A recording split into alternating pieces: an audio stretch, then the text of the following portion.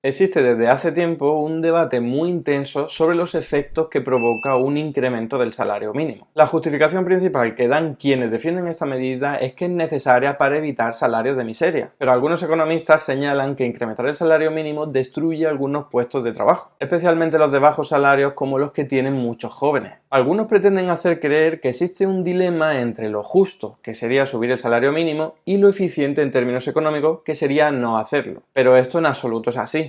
En realidad hay motivos de sobra para afirmar que elevar el salario mínimo no es negativo para la economía y que de hecho puede incluso ser positivo. Y esto no es algo que diga yo, sino que está ampliamente respaldado por la literatura especializada, por muy raro que le pueda parecer a algunos. Vamos a hincarle el diente a este asunto.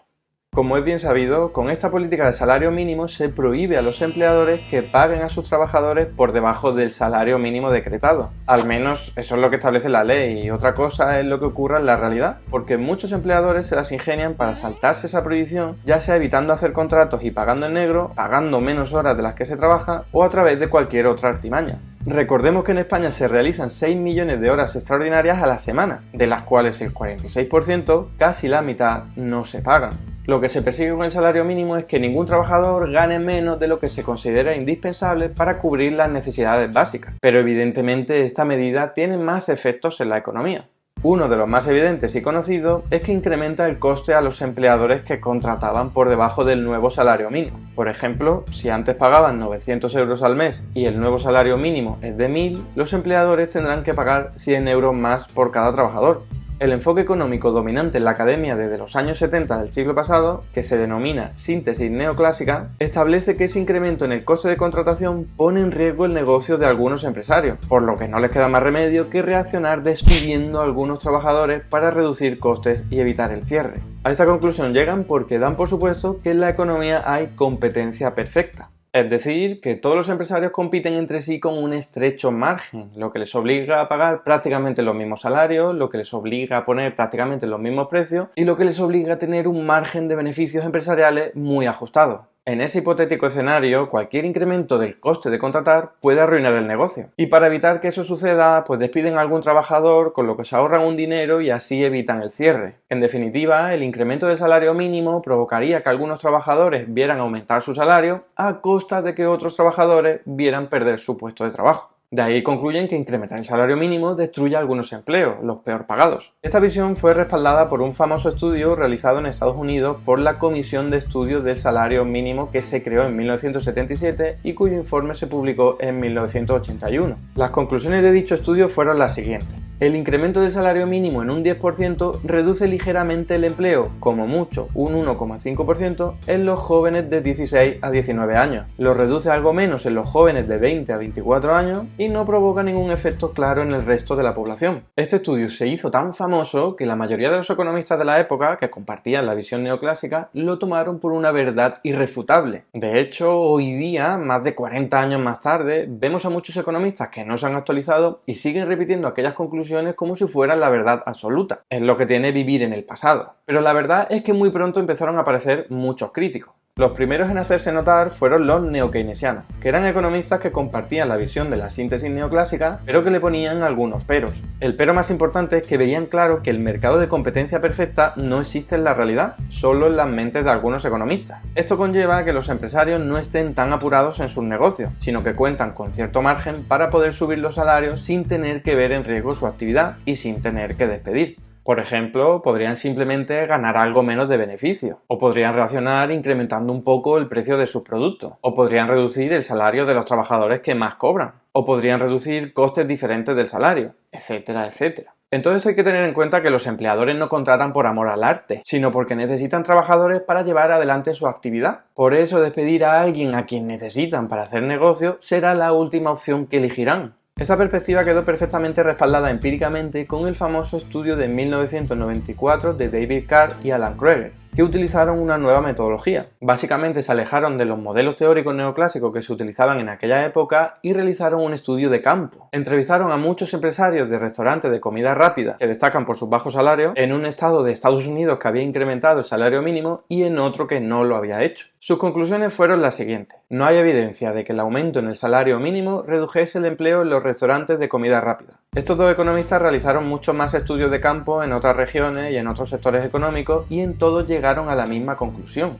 De hecho, recogieron sus resultados en un famoso libro y sentenciaron: el peso de esta evidencia sugiere que es muy improbable que el salario mínimo tenga un efecto negativo importante en el empleo. Estos estudios revolucionaron la academia y desencadenaron un cisma en torno al debate sobre el salario mínimo. Por un lado se situaron quienes sostenían que destruía empleos de bajo salario y por otro lado quienes sostenían que no provocaba ningún efecto relevante. Probablemente el estudio más importante del primer bando es el de Newmark y Washer en el año 2008. Ellos analizaron 102 casos sobre el efecto del salario mínimo en el empleo en muchos países distintos y concluyeron lo siguiente: la preponderancia de la evidencia apoya la visión de que los salarios mínimos reducen el empleo de los trabajadores de menos salario. Otros estudios relevantes por parte de este bando son el de Sabia o el de Zengi y sus respectivos compañeros, que también encuentran evidencia de que elevar el salario mínimo reduce el empleo de los trabajadores menos formados. En cuanto a la economía española, hay varios estudios del Banco de España, de la AIREF y de BBVA que comparten la misma visión y que arrojan los mismos resultados: que el salario mínimo destruye empleos de bajo salario. En cuanto al otro bando, Doukouriagos y Stanley realizaron en el año 2009 un metaestudio muy importante. Un metaestudio es un análisis de muchos estudios. Ellos denunciaron que en la academia existía un importante sesgo a la hora de elegir qué casos analizar, y que cuando este sesgo se corregía, los resultados eran muy diferentes. Con su metaanálisis sobre 64 estudios concluyeron lo siguiente: dos escenarios son consistentes con este registro de investigaciones empíricas. Primero, los salarios mínimos simplemente no tienen efecto en el empleo. Segundo, los efectos de los salarios mínimos podrían existir, pero podrían ser demasiado difíciles de detectar y/o son muy pequeños. Otros autores como Addison y sus compañeros también denunciaron que los estudios que típicamente muestran efectos negativos en el empleo por culpa del salario mínimo tienen un sesgo que les lleva a encontrar ese resultado. Otro metaestudio importante fue el de Bellman y Wolfson, que analizando sin sesgo de publicación 27 estudios, concluye que el salario mínimo no tiene efectos negativos significativos en el empleo.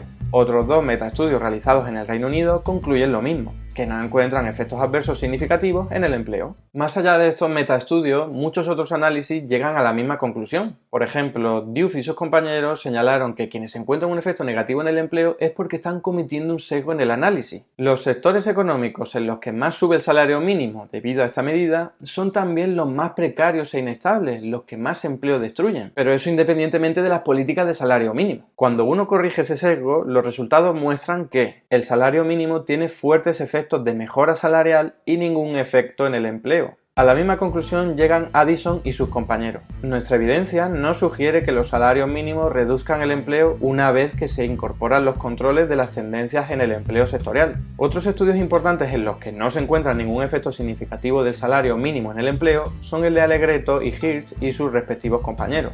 En cuanto a la economía española, hay un estudio realizado por Comisiones Obreras que concluye que el incremento del salario mínimo de 2019 no destruyó empleo ni ralentizó su creación. Por último, hay que poner encima de la mesa la perspectiva que aportaron los economistas post-keynesianos, economistas heterodoxos que recogen la tradición más pura de Keynes y también algunos análisis de Marx. Básicamente señalan que el salario mínimo incrementa la capacidad adquisitiva de la población con menos renta, que son precisamente quienes dedican más parte de la misma a consumir, por lo que el incremento del salario mínimo aumenta el consumo total y con él las ventas de las empresas, que podrían necesitar contratar a nuevos trabajadores para atender a la nueva demanda. Por lo tanto, desde esta perspectiva, fijarse solamente en lo que ocurre en los empleos de menos salario sería un error, porque se estaría perdiendo de vista lo que ocurre con el empleo en el resto de la economía. Porque incluso aunque se pudiesen perder algunos empleos de bajo salario, ese efecto se podría compensar con la ganancia de otros empleos. Y no solo eso, sino que al reducir la desigualdad, la economía podría crecer más y de forma más estable y equilibrada. Por eso un análisis riguroso debería fijarse en lo que ocurre en el empleo en toda la economía y no solo en una parte. Pero es que además, para ser riguroso del todo, no solo tendría que fijarse en el empleo, sino también en otros indicadores cruciales como por ejemplo el crecimiento económico o la desigualdad. ¿Por qué esa obsesión con fijarse únicamente en si el incremento del salario mínimo destruye algunos empleos de una parte del mercado laboral y no fijarse en si disminuye la desigualdad o si mejora el crecimiento económico?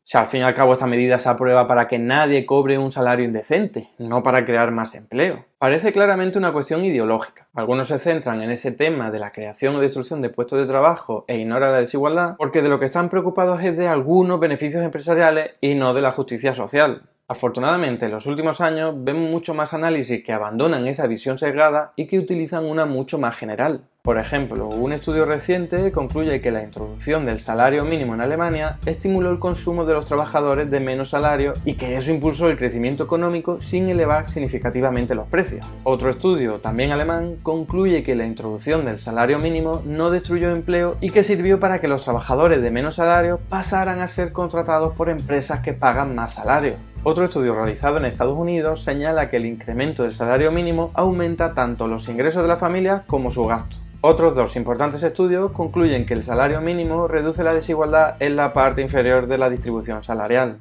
En definitiva, que en la literatura especializada no hay consenso sobre los efectos del salario mínimo en el empleo. Antiguamente solo existía la idea de que un incremento del salario mínimo destruía los puestos de empleo peor pagados, pero sus postulados teóricos fueron muy cuestionados y en la actualidad hay muchísimos estudios que, con mejores herramientas teóricas y metodológicas, concluyen que el salario mínimo no solo no destruye empleo, sino que incluso puede incrementarlo. Además, sería razonable dar por exitosa una política si consigue su objetivo fundamental, que es impedir que nadie cobre un salario indecente, no crear o mantener empleos. Porque incluso aunque se diese por cierto que la medida destruye algunos puestos de trabajo, son al fin y al cabo puestos de trabajo pagados de forma indigna, por lo que parece deseable que desaparezcan. ¿O es que de verdad alguien quiere que en su país se paguen salarios de miseria? Precisamente a esto se refirió el expresidente estadounidense Roosevelt hace ya casi 100 años. Ningún negocio que para existir tenga que pagar a sus trabajadores salarios insuficientes para una vida digna tiene derecho alguno a continuar en este país. Y es que a la gente que se quedara desempleada por el motivo que fuera, se le podría dar una solución para que viviesen mejor. Por ejemplo, desde una perspectiva ortodoxa, hay estudios que señalan que incrementar el salario mínimo puede ser deseable si luego el Estado da ayudas a las personas que quedan desempleadas. Y desde una perspectiva heterodoxa, hay estudios que instan al Estado a crear empleo para todas aquellas personas que se hayan quedado paradas, con una remuneración equivalente al salario mínimo. Esto lo explico con detalle en este vídeo. Si se actuara de esta forma, nadie quedaría desempleado y nadie cobraría menos del salario mínimo. Un éxito de política económica en toda regla. Pero eso sí, algunos empresarios tendrían que ganar un poco menos. Y eso no les hace ninguna gracia, que es al fin y al cabo lo que explica que esta medida reciba tanta oposición. Y hasta aquí el vídeo de hoy. Muchas gracias por estar ahí y si te ha resultado interesante, no dudes en comentar, darle like y compartir, que la teoría económica dominante no se combate sola.